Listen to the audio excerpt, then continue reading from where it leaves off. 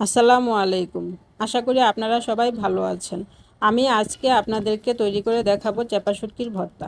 চাপা শুটকি ভর্তা করার জন্য আমি প্রথমে শুকনা খোলায় কতগুলো রসুন ভেজে নিব।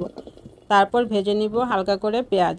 তারপর কড়াইতে আমি দিয়ে দিব কতগুলো লবণ। লবণের উপরে আমি চাপা শুটকিগুলো বিছিয়ে দিয়ে ভালোভাবে ভেজে নিব। তারপর আমি শিলপাটাতে বেটে নিব শুকনো মরিচ।